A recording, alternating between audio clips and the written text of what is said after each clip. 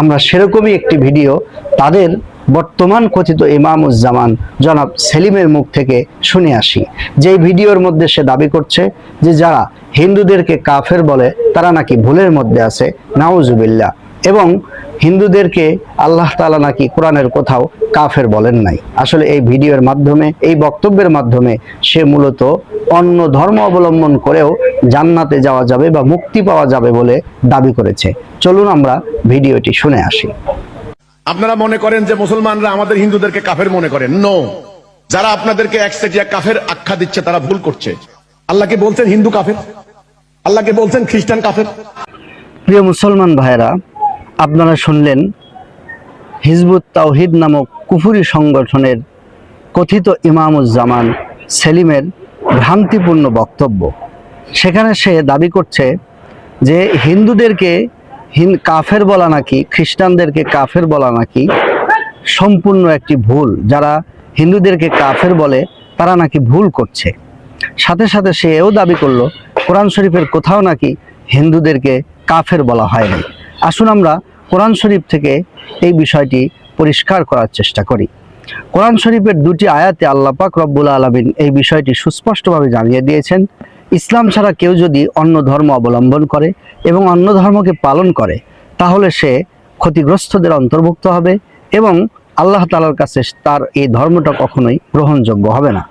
আল্লাহ পাক কোরআন শরীফের মধ্যে বলেছেন, ওয়ামাই ইয়াবতাগি গায়রাল ইসলামি দীনান ফালাই ইউকবালা মিনহু ওয়া হুয়া ফিল আখিরাতি মিনাল খাসিরিন। যে ব্যক্তি ইসলাম ছাড়া অন্য কিছুকে নিজের ধর্ম হিসেবে গ্রহণ করবে, আল্লাহ তাআলার কাছে তা কখনো গ্রহণযোগ্য হবে না এবং সে আখিরাতে ক্ষতিগ্রস্তদের অন্তর্ভুক্ত হবে, অর্থাৎ জাহান্নামী হবে। অন্যত্র আল্লাহ পাক রব্বুল আলামিন বলেন, ইন্নাদ দীনা ইনদাল্লাহিল ইসলাম।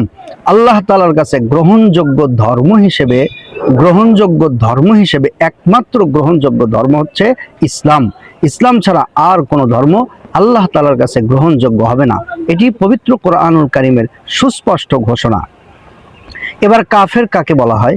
যারা আল্লাহ তাআলার কালামকে মানে না, রাসূল করিম সাল্লাল্লাহু আলাইহি ওয়াসাল্লামকে মানে না, মূলত তাদেরকেই কাফের বলা হয়।